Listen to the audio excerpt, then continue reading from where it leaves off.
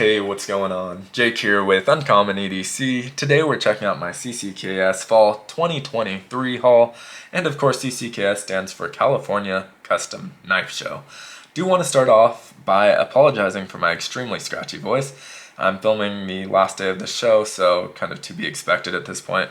I've tried all of the remedies I know of. It does not seem to be helping so much, so I'm going to have to power through it. Unfortunately, that means that I'm going to do this video with a very scratchy voice. And overall, I'm in very rough shape, to be honest. I had an incredible show, but did cut my left index finger at the end of day one, which is fine. I'm right-handed, didn't make much of an impact on day two. But then in addition to that, I ended up jamming my thumb when I got home on day two.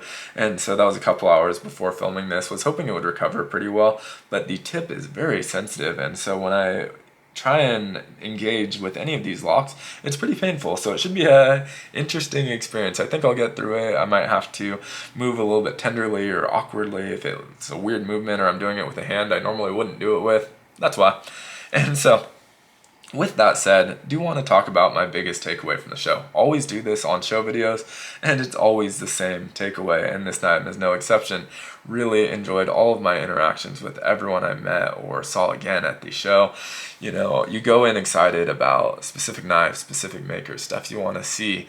But the thing I always remember at the end of the trip, when I'm looking back, obviously I'm excited about the knives I picked up, but what I really sticks with me is the conversations I had, the people I met, the knives that maybe you handled because someone else was into them. It's not even something you would look at and end up falling in love with, and just weird little one-off things like that. And like I said, the interactions that you have with other people.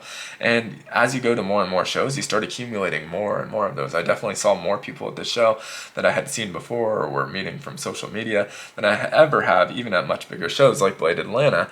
And so for me, that's the coolest part of this. Now, with that said, I did get a really cool haul, not quite as many knives as Atlanta, but I think the knives that I got are very specifically my taste. And that was true partially for Atlanta, although I was experimenting with other things as well. I wanted to try out new things, and so I got knives that maybe don't fit my preferred profile as much so that I can try them out. This time, with one exception, I think everything really fits into my kind of preferred taste. With that said, all of those great people, I'm not going to single out and mention a single one, because what inevitably is going to happen is I met so many people, I'm going to forget one, I'm going to feel bad, maybe they're going to feel bad, and it's just better not to include names. So if I mention someone, it's going to be general, but they know who they are in most cases. So with that said, just going to talk about the knives, not really the story behind it, even though the first one has a very interesting story that I may save for another day. But the first one I went to was one I didn't plan on going to that day because it's a knife I never expected that I would ever get. And I was pretty far back in line. Even though I got there at 6:30, I went to breakfast with a couple guys, I hung out, and I wasn't really in line, so I ended up towards the back by the time it actually opened. And so at 11, I went in there pretty casually and ended up, because a buddy was wanting to get this knife, going over to this booth. And so you needed a wristband to get it, and only one of the three of us had a wristband, but fortunately not everyone who got a wristband picked up the knife, and so it ended up that they had a couple extras. We were all three able to get one, and I'm talking about the Koenig Mini Arius, and this is with the flipper tab delete, which I think looks incredible. This is the configuration that if I were going to pick one up, this is what I would want, and that's because that flipper does take away from the overall aesthetic of this knife. It sticks out the back, it protrudes, and takes away from some of those lines. Also redundant because you have that thumb hole or finger hole. And so was really excited to pick this up. Like I said, the one that 2 years ago, I would have never even considered picking up a Chris Reeve. Now have one of those and picking up knives that are several $100s more expensive than that. And so this knife is absolutely incredible. You can see it has that flipper tab, which lends itself very nicely to that Spidey flick. You can see that action's incredible. I'm actually not going to engage the lock. I guess I'll do it one time because I'm using the lower part of my thumb since the tip is really sensitive, but it drops shut and it drops right onto your finger if your fingernail is not there because you're using a different part of your finger. And so didn't use the meat of my finger, or I did use the meat of my finger, but that's a long explanation I didn't need to do. But either way, absolutely incredible knife. You can see the titanium scales have what they call a corda pattern, and Really cool feature, that pocket clip has a hole. I don't know how well it's going to pick up, but inside, if you look through there, through the hole created by that frame lock, it says G1B1 for generation 1, batch 1, and that's a cool feature. The blade is M390 burnished in the main grind portion, but the flat portions are all polished, and so you'll see on like the certificate of authenticity, you have the NF, no flipper, M390 burnished with polished flats is what all that stands for. And so really incredible knife. I'm going to do videos on all of these, so I don't need to spend a lot of time on that one. But moving on to the next one, the next booth I hit was one that I really wanted to check out. Wasn't sure exactly what I was going to get, and that was Chavez. Don't have any of their knives. Ended up picking up the RCK9. This one has that notorious pocket clip, but cool thing, no body screws or no screws on that clip, and so those are hidden internally obviously, and I think that looks so good. So really excited I was able to nab this one.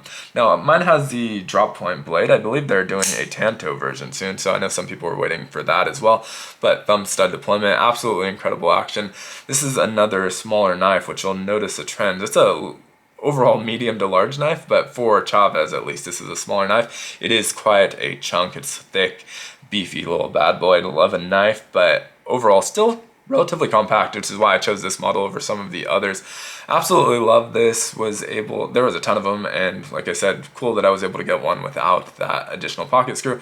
If you don't love that pocket clip, they do include another one in the box, but I feel like at this point, if you're getting a Chavez, you're probably getting it and wanting to display that pocket clip. It's cool looking. If you've ever seen it in a pocket, maybe I'll do a short or something where I slide it into like a hank so you can see what that looks like. But really fun looking and cool, and so really excited I was finally able to grab one of those. I also grabbed the key pry tool, and you got entries into giveaways. So I bought these at separate times actually, even though I'm going in order. This isn't a knife, so kind of went out of order here. But on day one at lunch, buddy wins the giveaway. He had bought a patch and ended up winning the giveaway. Day two, same thing, different buddy, but wins the giveaway. Both of them spent like under $30, I think. Actually, I think one of them bought the keychain, so he spent about $50. The other one spent about $10. Both got $400 knives, so that was very cool, and I think this little key tool is pretty cool as well. Now from there, headed over to Jack Wolf Knives. Obviously, already get those for review. Ben sends those over every month, but there was one I wanted to pick up. Also, had met earlier in the day before the show started the guys helping out, Jake B Creates and Cerberus Knives, and so just wanted to go chop it up with them, go see them, and see what he had to offer. And so did not buy a Jack Wolf first. I actually ended up buying one from Cerberus Knives. Chris, I don't want to give his last name, I don't know if his last name's out there, I'm sure it is, but just to be safe, I'm just going to say Cerberus Knives.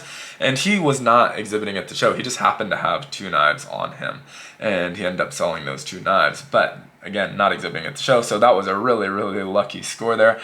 Me and another buddy got the matching pair. I got the R.I.O.T.T, he got the MAFB, and really cool little tiny knife topo pattern on that Kydex sheath. You can see it has that FDE matching with that OD green, and just looks incredible. Micarta handles, and so this is the smaller of the two.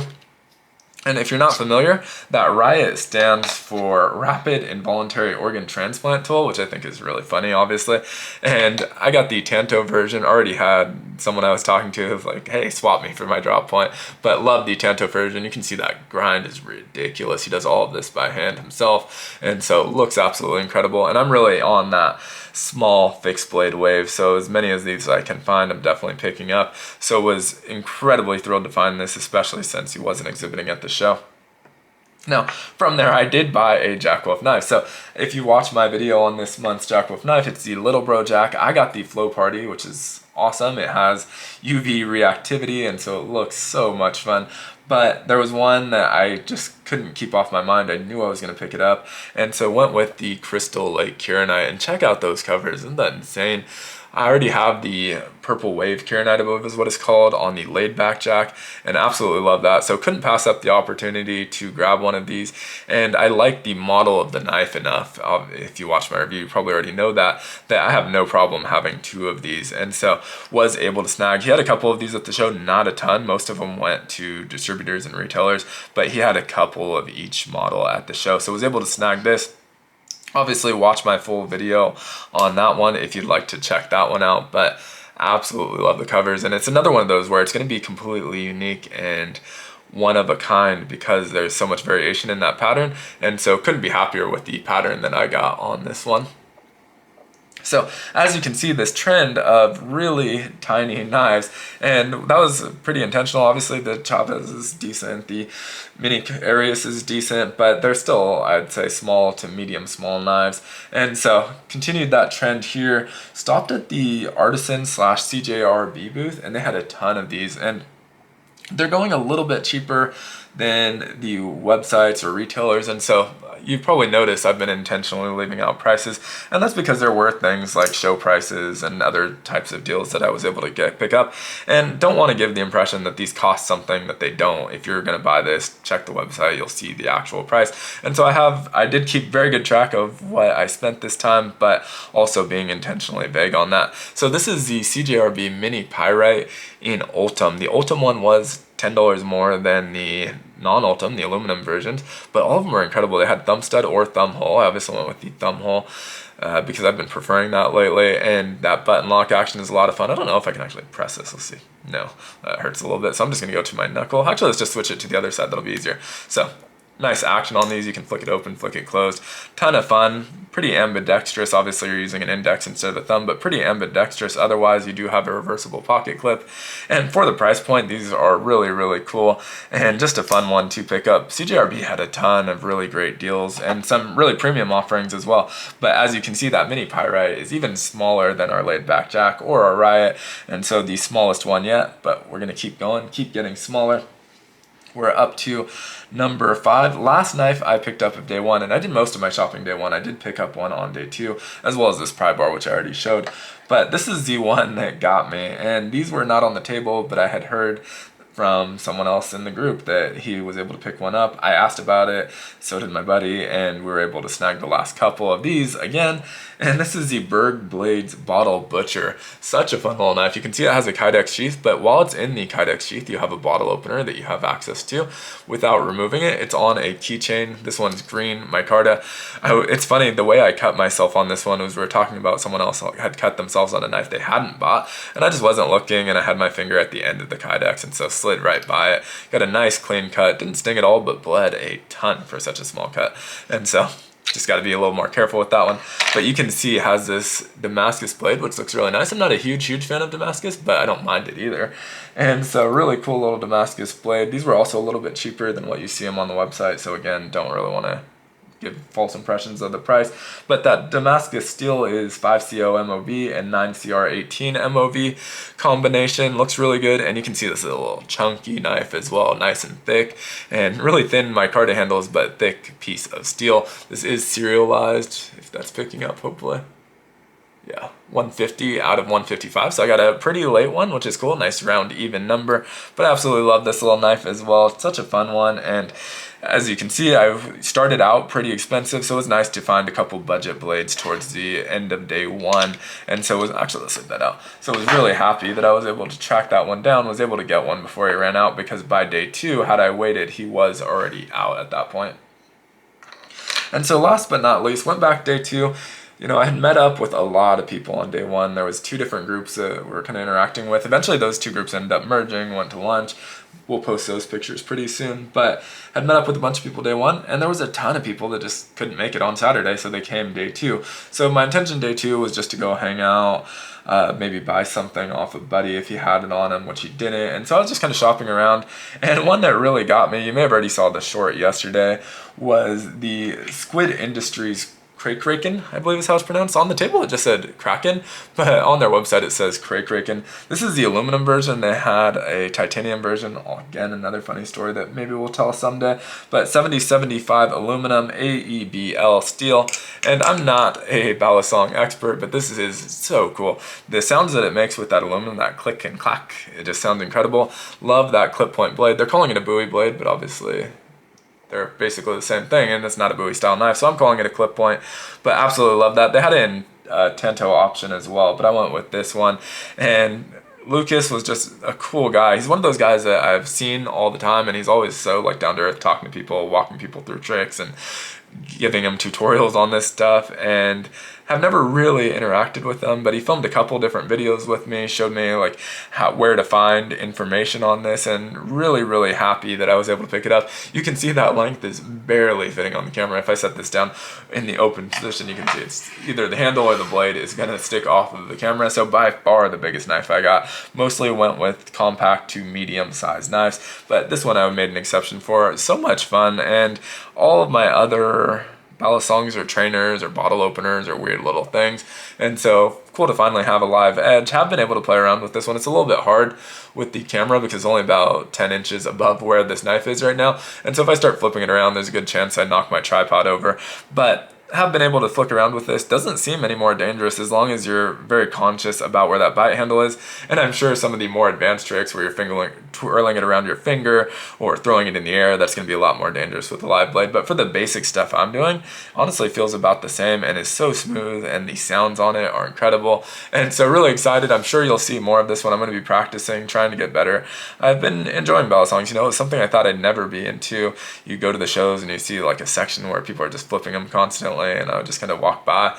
But really excited about this one. So that was a super fun find. But that is all of the knives that I picked up at this show. I did get a ton of swag. I didn't collect from tables this time. Usually I'm pretty good about grabbing stickers and patches from tables. The only one I got was the Protect Facebook group stuff, and so that's pretty cool. But join the Facebook if you want to know more about that. That's kind of their thing. And all of the rest that I got from people that were either attending the show or maybe they were showing stuff at the show, but they were gifted to me. A lot of them weren't out yet. I think some were announced, some weren't, but I don't want to wade through what's out and what's not. And again, don't really want to announce something that it's not my intention to announce. So just not going to show the patches. When they eventually release, I'm sure I'll post a picture on my Instagram, maybe even on my community. But if you're wondering why we didn't see any swag, that's why. And yeah, otherwise, really excited about this haul. I love every single knife that I picked up. Got 7 knives and happy with all 7 of them. And yeah, just couldn't be more excited. Like I said, this mini Arius is a grail for me. Never thought I'd have in my collection. I love that milling pattern. I love that blue titanium, and obviously those sleek lines. And so couldn't be happier with my haul. Let me know what you think down in the comments below. If you attended, what you picked up. If you didn't attend, what your favorite that I picked up, or anyone else that you watched that's put out a video. But would love to hear your feedback, and if you're in the area, definitely check it out next year. I think the next one's going to be in about February, so not so far off. They do them twice a year, probably around the same time as Blade Texas though, so maybe worth it just to go to that instead. One, I guess, interesting thing about California Custom Knife Show is the center of the show is very focused on high-end customs, and so you see a lot more high-end custom. There is production stuff, and even the production stuff is usually pretty high-end, so it's pretty hard to escape this show without spending a lot of money, which is not why these 2 super small ones were really nice. Both of those combined were under $100, and so yeah, really happy to find a couple budgets in that sea of very premium knives. And so thanks for watching. If you enjoyed this content, consider liking, commenting, subscribing, and hitting the notification button. As you know, it helps out the algorithm a ton. And if you do decide to do it, I'm very much appreciative. And as always, I hope you have a great one. Take care.